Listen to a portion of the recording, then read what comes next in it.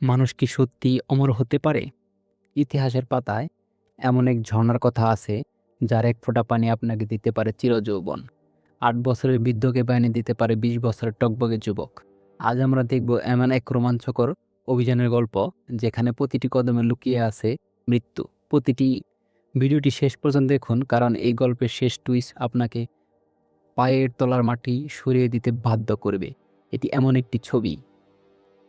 গল্প শুরু হয় মূলত ইংল্যান্ডে, যেখানে দেখা হয় গল্পের মূল নায়ক ডেভিড একটি বাইক করে পালিয়ে যাচ্ছে এবং মাফিয়ারা তার পিছনে তাকে তাড়া করছে। ডেভিড মূলত একটি পেন্টিং চুরি করেছে, প্রাচীন পেন্টিং। সেটি নিয়ে এসে পালাচ্ছে। মাফিয়ারা তার পিছন পিছন তাড়া করছে। তো ডেভিড খুঁড়িয়ে খুঁড়িয়ে গিয়ে সামনে একটি ট্রেনে উঠে পড়ে। ট্রেনে উঠে সে ঘুমিয়ে যায়। তো ঘুম থেকে যখন জাগনা পায়, তখন দেখে যে অলিভিয়া তাকে আক্রমণ করছে। অলিভিয়া মূলত সেই পেন্টিংটি নেওয়ার জন্য তাকে আক্রমণ করে। ডেভিড সেখান থেকে পালিয়ে ট্রেন থেকে লাফ দিয়ে একটি ঘরে চলে যায় এবং সেই কাহিনীগুলো তার বন্ধুকে বলে। বন্ধুকে বলার পর তার বন্ধু তাকে পথ দেখিয়ে দেয় কিভাবে পালাতে হবে। তারপর কাহিনী চলে যায় লন্ডনে, যেখানে আমরা ডেভিডের বোন ক্যামেলিয়াকে দেখতে পাই। ক্যামেলিয়া মূলত মিউজিয়ামে কাজ করে। সে সেখানে সব মানুষদের মিউজিয়াম ঘুরিয়ে ঘুরিয়ে দেখায় এবং সব পেন্টিংয়ের দেখাশোনা করে। এবং ক্যামেলিয়া সব মানুষদের সাথে আলোচনায় বসে যে এই পেন্টিংগুলো কিভাবে সংরক্ষণ করা যায়, কিভাবে লুকিয়ে রাখা যায়, যাতে অন্য সকল মানুষ এগুলোর উপর আকৃষ্ট না হয়। তো ক্যামেলিয়া যখন মিউজিয়ামে ফিরে যায়, সে দেখে যে তার ভাই ডেভিড এসেছে। সে তার ভাইকে দেখে খুব খুশি হয়। ডেভিড সেখানে তার বোনের সাথে আলোচনা করে এবং করতে করতে আলোচনার এক পর্যায়ে ডেভিডের চোখ যায় একটি পেন্টিংয়ের দিকে। তার মূলত মূল লক্ষ্য ছিল পেন্টিং চুরি করা। তার বোন সেটি বুঝতে পারে না। তো এই ফাঁকে ডেভিড একটি পেন্টিং হাতে তুলে নেয় এবং পেন্টিংটি নিয়ে চলে যায়। তো তখনই সেখানে অ্যালার্ম বেজে ওঠে এবং তার বোন এটি দেখে তার পিছন পিছন দৌড়িয়ে চলে আসে। তো ডেভিড সেখান থেকে চলে গিয়ে দৌড়িয়ে একটি গাড়িতে বসে পড়ে এবং তার বোনও তার সাথে চলে আসে এবং ডেভিড বলে যে, তুমি আমার সাথে বসো। এবং পিছন পিছন সেই পেন্টিং যে মিউজিয়ামে লুক ছিল, তারা তাকে আক্রমণ করে এবং ডেভিড গিয়ে একটি ছাদ খোলা গাড়িতে উঠে পড়ে।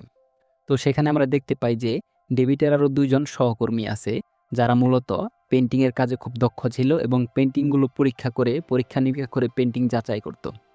ক্যামেলিয়া এটা দেখে অবাক হয়ে যায় এবং তার সহকর্মী ২ জন পেন্টিংগুলো যাচাই করতে শুরু করে। তো যাচাই করে খুব সূক্ষ্মভাবে। তো পেন্টিংগুলো যাচাই করার পর সে বলে যে এই পেন্টিংটা নকল। ক্যামেলিয়া তখন অবাক হয়ে যায়, এটা কিভাবে নকল হয়? তখন ডেভিড বলে যে এটি আসলেও নকল। তখন ডেভিড তার বোনকে অজ্ঞান করে বাস থেকে নামিয়ে দেয় এবং ক্যামেলিয়া যখন মিউজিয়ামে ফিরে আসে, তখন দেখে যে সেই আগের পেন্টিংটি আগের জায়গায় চলে এসেছে। তখনই সেখানে পুলিশ অফিসার কামাল চলে আসে এবং তাকে জিজ্ঞাসাবাদ করতে থাকে যে এই পেন্টিংটা কে চুরি করেছিল এবং কিভাবে চুরি করেছিল। কিন্তু ক্যামেলিয়া কোনো উত্তর দেয় না, বলে যে আমি জানি না কে চুরি করেছিল, আমি তাকে চিনি না। তখন ক্যামেলিয়াকে তার বাড়িতে পাঠিয়ে দেওয়া হয়, তাকে চাকরি থেকে বরখাস্ত করে। যেহেতু ক্যামেলিয়ার কোনো চাকরি ছিল না, তাই আদালত তাকে তার স্বামী এবং বাচ্চাকে একসাথে থাকার জন্য অনুমতি দেয়। এবং ক্যামেলিয়া এই বিষয়ে অনেক রাগ ছিল। তো সে এই বিষয়ে কথাবার্তা বলার জন্য তার ভাইয়ের কাছে চলে যায়। তার ভাইয়ের কাছে চলে গিয়ে জিজ্ঞাসা করে, তুমি পেন্টিং কেন চুরি করলে?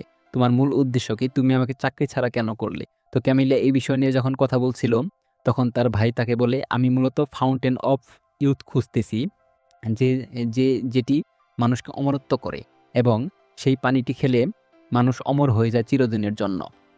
তো এই কথাগুলো যখন তার বোনকে সে বলে, তখন তার বোন মূলত এক প্রকার অবাক হয়ে যায়। তখন তার বোন তখন তখন তার বোন বলে যে এটা আবার হয় কিনা? তখন ডেভিড বলে, হ্যাঁ, এটা হয়, ফাউন্টেন অফ ইউথ। তো এখানে আমরা দেখতে পাই যে তার আরও ২ জন এখানে ডেভিডের আরেকটি সহকারী ছিল, যার নাম হচ্ছে ম্যাক্স। ম্যাক্স মূলত অনেক ধনী লোক ছিল। তার টাকা পয়সার কোনো অভাব ছিল না, কিন্তু সে ক্যান্সার আক্রান্ত ছিল। তাই সে ফাউন্টেন অফ ইউথ খুঁজছে। ফাউন্টেশন অফ ইউথ খুঁজে পাওয়ার পর, যাতে সেই পানি পান করে ম্যাক্স সুস্থ হয়ে যেতে পারে এবং অমরত্ব লাভ করতে পারে, এই কারণে ম্যাক্স ডেভিডকে অর্থ দিয়ে সাহায্য করছিল। এবং এক পর্যায়ে ম্যাক্স ক্যামেলিয়াকে বলতে শুরু করে যে, তুমি যদি আমাদের সাথে কাজ করো, তাহলে তোমাকে অর্থ দেয়া হবে এবং তোমার বাচ্চাকে ভবিষ্যতে তোমার কাছে ফিরিয়ে দেওয়া হবে, কিন্তু ক্যামিলিয়া এটি নাকচ করে দেয় এবং সে রাজি হয় না প্রথমের দিকে। মূলত ক্যামিলিয়া এবং ডেভিডের বাবা ছিল মূলত একজন প্রত্নতান্ত্রিক। সে মূলত এই বিষয়গুলো বিষয়গুলো নিয়ে আগে অনেক আলোচনা পর্যালোচনা করত এবং সে আশ্চর্য জিনিস খুঁজে খুঁজে বের করার চেষ্টা করত। তো ক্যামেলিয়া প্রথমে রাজি হয় না, কিন্তু তার ভাই ডেভিডের জোরাজুরিতে এবং তার ছেলেকে ফিরে পাওয়ার আশায় সে তাদের সাথে একসাথে কাজ করার জন্য রাজি হয়ে যায়। ডেভিড তার বোনকে বলতে থাকে, তুমি যে পেন্টিংটি দিয়েছিলে সেটার মধ্যে কোনো ক্লু পাওয়া যায়নি। তাই ডেভিড নতুন একটি বই নিয়ে বসে পড়ে। তখনই সেখানে অলিভিয়া চলে আসে।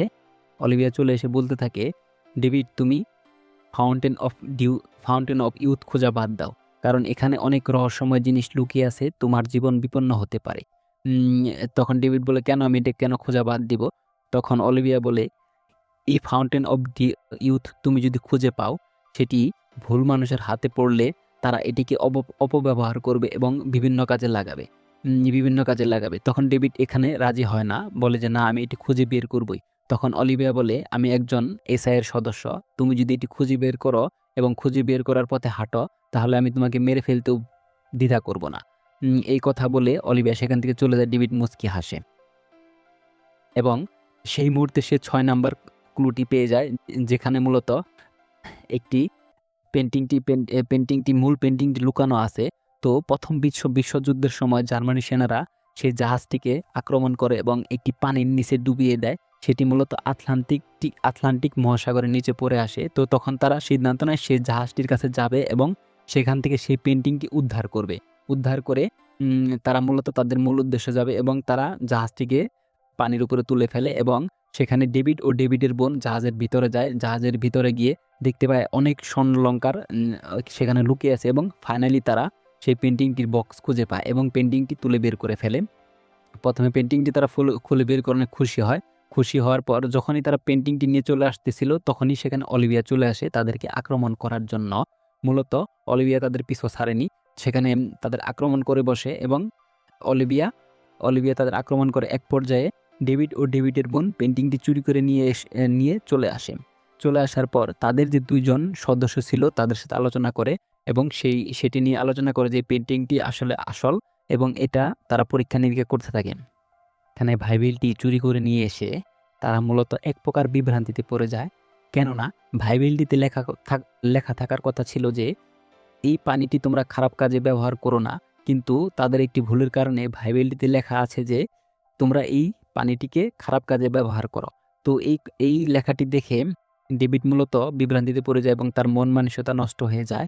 তো আসল বাইবেলটি লুকিয়ে আছে মূলত ইংল্যান্ডের একটি মিউজিয়ামে, কিন্তু তাদের ভুলের কারণে তারা আসল বাইবেলটি পায় না।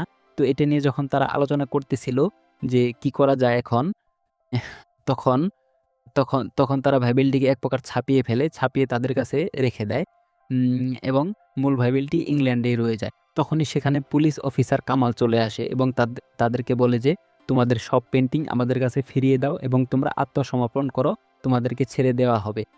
তখনই কাকতালীয়ভাবে সেই থাইল্যান্ডের ডনটি চলে আসে এখানে এবং ডনটি চলে আসে। ডেভিডকে যারা প্রথমে তাড়া করেছিল তারা সেখানে চলে আসার পর বলে যে তোমাদের পেন্টিংগুলো আমাদের কাছে ফিরিয়ে দাও, এবং পুলিশ অফিসার এবং ডেভিডকে সহ তারা সবাইকে জব্দ করে ফেলে এবং তাদেরকে স্যালেন্ডার করতে বাধ্য করে।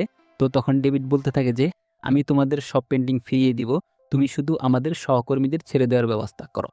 এবং সেই মুহূর্তে থাইল্যান্ডের ডনটি তাদেরকে এখান থেকে ছেড়ে দেয়। তো ডেভিড এক পর্যায়ে সামনে গিয়ে ফুল মিউজিকে বক্স ছেড়ে দেয়। বক্স ছেড়ে দেওয়ার পর তারা এক প্রকার বিরক্ত হয়ে যায় যে সে মূলত কি করতে চাচ্ছে। তো সেটা দেখার পর সেখানে পুলিশ অফিসার কামাল গিয়ে সবার উপরে আক্রমণ করে। এই সুযোগে ডেভিড সেখান থেকে স্পিড বুট ধরে পালিয়ে যায়।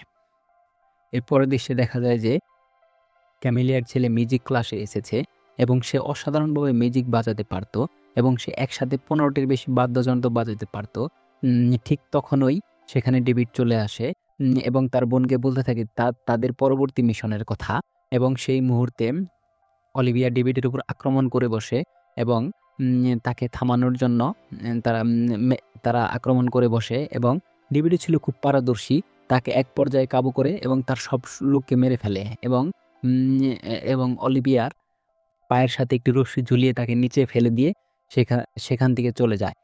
সে এরপর তাড়াতাড়ি টিমের কাছে ফিরে আসে, এসে তাদেরকে যত দ্রুত সম্ভব বইটিকে স্ক্যান করতে বলে। তবে এই বাইবেলটি অনেক বড় হওয়ার প্রতিটা স্ক্যান করতে অনেক সময় লাগছিল। কিন্তু পরিস্থিতি অনুমান তাদের হাতে সময় নেই। তখন সেখানে সোফিয়া চলে আসেন লাইব্রেরিয়ান কর্মরত, এবং তারা তার মুখে একটি স্প্রে দিয়ে সেখানে টানেলের মাঝখানে একটি গর্ত খুঁজে পায়। তখন তারা টানেলটি সরিয়ে সেখানে একটি বোম ব্লাস্ট করে। পর্যাপ্ত সময় না থাকার কারণে সেখানে বোম ব্লাস্ট করে এবং সেখান থেকে সেই টানেলের ভিতর দিয়ে তারা পালিয়ে যেতে বাধ্য হয়। এদিকে রেস্টুরেন্টে এই খবর পেয়ে ম্যাক্স মূলত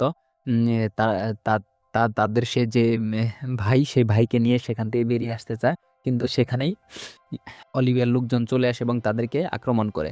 কিন্তু ম্যাক্স খুব পারদর্শী ছিল, সে তাদেরকে আক্রমণ করে সেখান থেকে তার ছেলেকে নিয়ে তারা মূলত সেই বইটিকে পুরোপুরি স্ক্যান করে ফেলে এবং স্ক্যান করার পর অনেকগুলো সংখ্যা দেখতে পায়, কিন্তু এই সংখ্যাগুলোকে তারা বুঝতে পারে না এগুলো কি।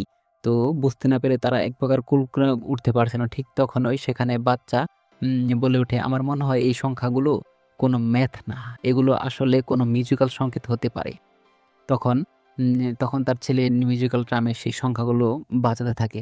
তারা সপ্তম আশ্চর্যের টিস্যু আবিষ্কার করতে পারে এবং দেখে যে এই সংখ্যাগুলো একটি গানের সাথে মিলে যায়। মূলত সেই গানটি একটি ম্যাপের সাথে মিলে যায়, যে ম্যাপটি লুকিয়ে আছে মূলত মিশরে। এবং তারা ফাইনালি সেই মিশরের দিকে চলে যায়, সম্পূর্ণ পুরো টিম নিয়ে মিশরে চলে যায়, যেখানে মূলত লুকিয়ে আছে সেই পানির ঝর্ণা। তারা সবাইকে বাইরে পাহারায় রেখে পিরামিডের ভেতরে ঢুকে সেখানে তাদের কাছে একটু পুরনো বিশেষ ম্যাপ ছিল, যেখানে পিরামিডের মধ্যে একটা গোপন রাস্তার কথা বলা হয়েছিল। তারা এই রাস্তাটি খোঁজার জন্য একটি জায়গায় ডিল করা শুরু করে। ব্যাপারটি দেখে স্বাভাবিক অবশ্যই গাইড করা শুরু করে। লোকটি বেশ রেগে যায়। তবে তখন মার্কো বলে, আমি বডিগার্ড দিয়ে সেই লোকটিকে কোথাও নিয়ে যাই। তার বডিগার্ড দিয়ে সেই লোকটিকে কোথাও নিয়ে যায়। ব্যাপারটি খুব খটকা ছিল এবং তখন ডেভিড বল, নিশ্চয়ই এখানে কোনো গোপন সংকেত আছে তো, যেটা ধরে আমরা আরও নিচে যেতে পারবো। এখন আমাদের সেটা খুঁজে বের করতে হবে। তবে এটা শুনে মার্কো বেশ রেগে যায় এবং বলতে থাকে, আমার হাতে এতে সময় নেই, অনেক ধৈর্য ধরেছি। এরপর সে তার লোকদেরকে দিয়ে রাস্তাতে কেটে ফেলতে বলে। এটা দেখে অলিভিয়া বেশ অবাক হয়ে যায় এবং মার্কোকে দেখছিল পুরোপুরি বদলে গেছে। তখন সে তাকে এমন কাজ করতে নিষেধ করে, কিন্তু মার্কো কারো কথা না শুনে ডাইনামাইট দিয়ে সেই পিরামিডের ভিতরে যাওয়ার রাস্তা বের করে ফেলে। এরপর তারা সেই পথ দিয়ে ভিতরে গেলে একটা সিক্রেট রুম দেখতে পায় এবং সেখানে একটি চারদিকে সবকিছু কাঁপতে শুরু হয় এবং এই কাঁপনে সেই পাথরটি সে নিজে নিজে আস্তে আস্তে উপরে ভেসে উঠতে থাকে। তখন লিজা ধরা ধাক্কা দিলে সেই পাথরের নিচে একটা বড় পিতলের মূর্তি ভেসে ওঠে এবং তার ভেতরে একটা পোকার মূর্তি। ম্যাক্স পোকার মূর্তিটাকে নিচে চাপ দিতে সেটা লিফটের মতো নিচের দিকে নামতে থাকে। এদিকে পুলিশ অফিসার কামাল তার পুরো বাহিনী নিয়ে সেখানে চলে আসে এবং দেখতে দেখতে তার বাহিনী সেখানে আক্রমণ করতে শুরু করে এবং সেখানে একটি মারামারি লেগে যায়। এই ফাইটের এক পর্যায়ে অলিভিয়া সেখানে চলে আসে এবং অলিভিয়া এবং কামাল মিলে মারামারি করতে থাকে। মার্কোর সব লোকদেরকে তারা মেরে ফেলে এবং দুজনেই মেরে ফেলে। ডেভিড ধরতে পিরামিডের ভিতরে, অন্যদিকে ম্যাক্সরা আরেকটি গোপন কক্ষ গিয়ে পৌঁছায় এবং সেখানে সামনে যাওয়ার কোনো পথ ছিল না। এদিকে এত সময় লাগছে দেখে পাথরের উপর চিফ লাইট দেখতে পায়। আবারও সেখানে সেই বাটনটিতে চাপ দেয়। তখনই আচমকায় দেয়ালের ভেতর দিয়ে অসংখ্য সিঁড়ি নেমে আসে এবং সেই সিঁড়ি দিয়ে নিচে নেমে মানুষের চোখের মতো দেখতে পায়। একটি রাস্তা দিয়ে সবাই মিলে সেখানে চলে যায় এবং আস্তে আস্তে সিঁড়ি দিয়ে নিচে নামতে থাকে এবং একটি পানির স্তূপ দেখতে পায়, কিছু পানি দেখতে পায়। আসলে সেটাই ছিল সেই কাঙ্ক্ষিত ফাউন্টেন অফ ইউথ, যার জন্য তারা এতদিন ধরে অপেক্ষা করছিল। কিন্তু কেউ শিওর ছিল না যে এটাই কিন্তু ফাউন্ডেশন অফ ইউথ নাকি অন্য কিছু। তখন সেখানে থাকা ডেভিড ম্যাক্সকে সে পানি পান করার পরীক্ষা করতে বলে এবং সেখানে ডেভিড নিজেও শিওর ছিল না এটাই কি ফাউন্ডেশন নাকি অন্য কিছু। তাই সে পানি খেতে অস্বীকৃতি জানায়, কিন্তু সে বলে কাজ ছিল, তাই ফাউন্ডেশন অফ ইউথ খুঁজে দেওয়া। এখন বাকিটা তোমার উপর। আমি এই পানি কিছুতেই পান করতে পারবো না। এমনিও তুমি তো অসুস্থ, সুতরাং কয়েকদিনের মধ্যে তুমি হয়তো মারা যাবে। তাই তুমি নিজেই পানি খেয়ে পরীক্ষা করে দেখো।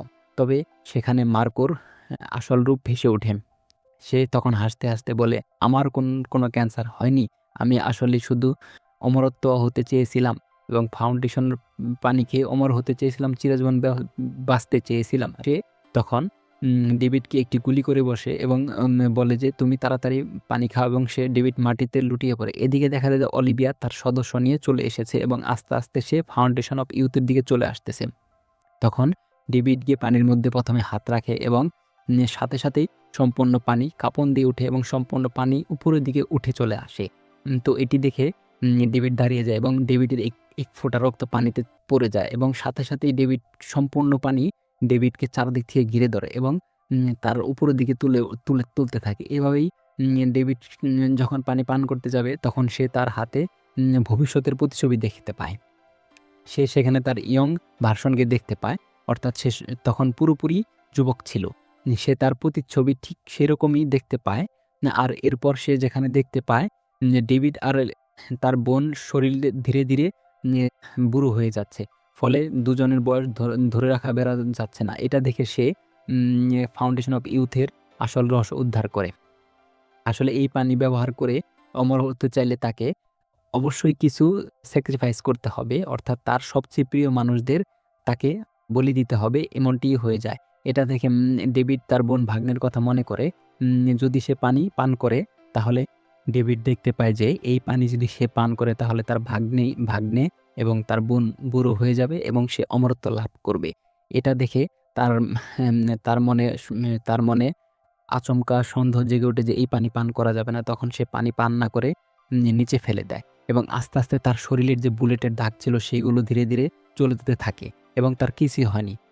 এটা দেখে ম্যাক্স মার্কো অনেক রেগে যায়।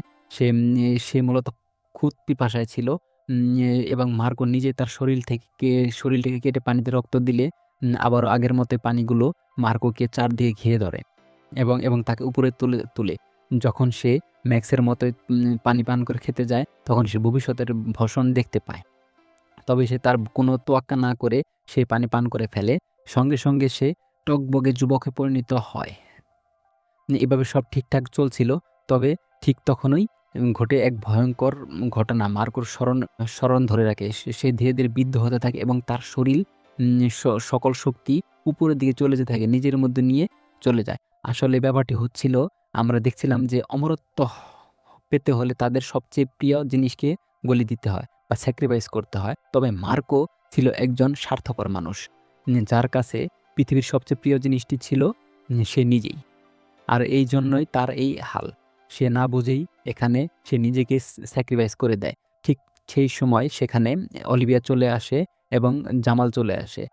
অলিভিয়া বুঝে যায় যে এই মুহূর্তে যদি মার্কোকে না থামানো যায় তাহলে সে হয়ে উঠবে পৃথিবীর সবচেয়ে ভয়ঙ্কর কোনো কিছু।